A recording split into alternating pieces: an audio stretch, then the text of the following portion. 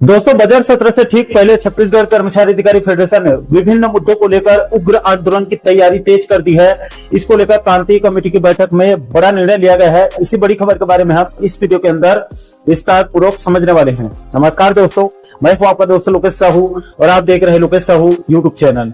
दोस्तों, आपकी जानकारी के लिए बता दूं कि छत्तीसगढ़ के अंदर 23 फरवरी 2026 से बजट सत्र शुरू होने वाला है, जो कि करीब करीब एक महीने तक चलने वाली है, यानी कि मार्च के लास्ट तक चलने वाली है, जिसमें कुल 15 बैठकें होंगी और उसी में से एक दिन वित्त मंत्री ओपी चौधरी साहब शायद सरकार के वार्षिक बजट को पेश करेंगे।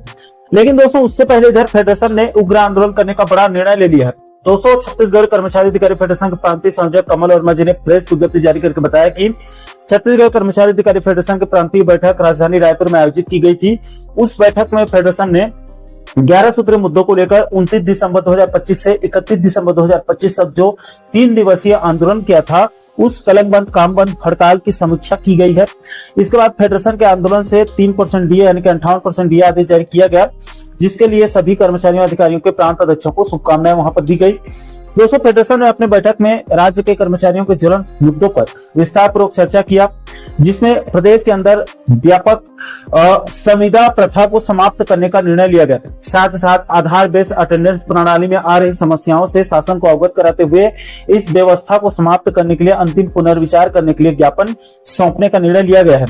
दोस्तों, बैठक में फेडरेशन ने शासन की तरफ से 58% महंगाई भत्ता को देय तिथि से स्वीकृत नहीं किए जाने पर आक्रोश व्यक्त भी किया है।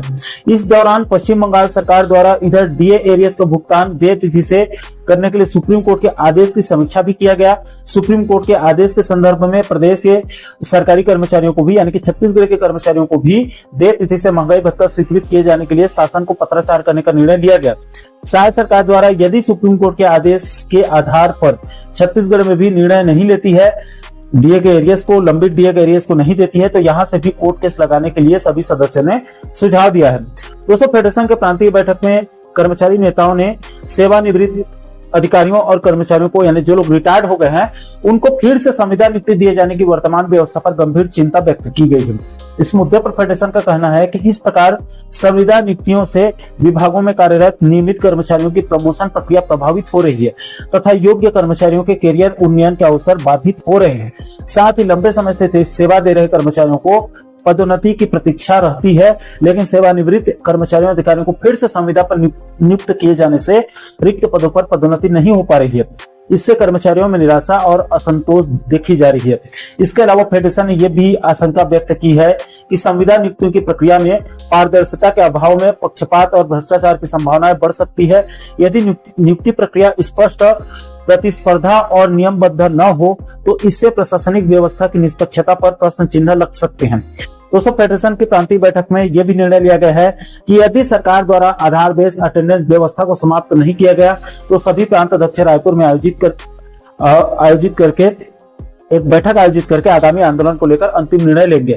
इस बैठक में फेडरेशन ने शायद सरकार से कई विभागों में रिक्त पदों की भर्ती के लिए विशेष भर्ती अभियान चलाने के लिए पत्राचार करने का निर्णय लिया गया है, यानी कि बेरोजगारों के हितों के लिए भी बैठक में निर्णय लिया गया है। इस बैठक में कर्मचारी नेताओं ने दावा किया है कि लगभग सभी विभागों में केवल 60% कर्मचारियों के बल पर ही विभाग चल रहे हैं। राज्य बनने के बाद जनसंख्या लगभग 2.5 गुनी हो चुकी है, मतलब दो गुनी से ज्यादा हो चुकी है, लेकिन अधिकांश विभागों के सेटअप में किसी भी प्रकार का परिवर्तन नहीं किया गया है। इसकी वजह से सरकारी कर्मचारियों को देर रात तक कार्यालय में रुककर मानसिक और शारीरिक दबाव के साथ काम करने के लिए मजबूर होना पड़ रहा है।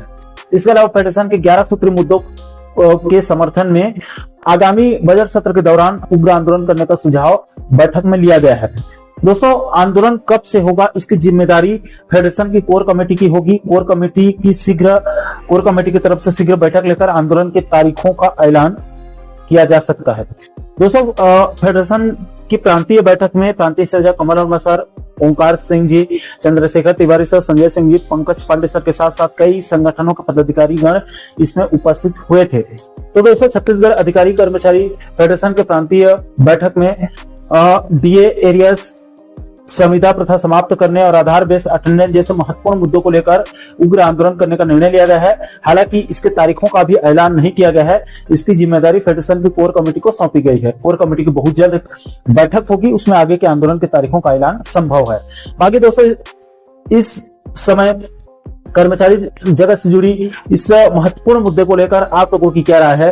क्या सारे सरकार के खिलाफ में बहुत जल्द मोर्चा खोलने की सख्त जरूरत है? इस पूरे मामले को लेकर आप लोगों की क्या राय है? नीचे आप लोग कमेंट बॉक्स में अपनी अपनी प्रतिक्रिया आप लोग जरूर शेयर कीजिएगा। और दोस्तों, आप आगे भी छत्तीसगढ़ और मध्य प्रदेश के साथ साथ केंद्रीय कर्मचारियों पेंशनर जगत से जुड़ी इसी प्रकार के तमाम महत्वपूर्ण मुद्दों पर आप आगे वीडियो देखना चाहते हैं तो आप हमारे चैनल को जरूर सब्सक्राइब कर लीजिएगा, ताकि आने वाले सभी नए वीडियो का नोटिफिकेशन आप लोगों तक तुरंत पहुंच सके। दोस्तों, इस वीडियो में फिलहाल अभी के लिए इतना ही। इस वीडियो को अंत तक देखने के लिए आप सभी दर्शकों का बहुत बहुत धन्यवाद।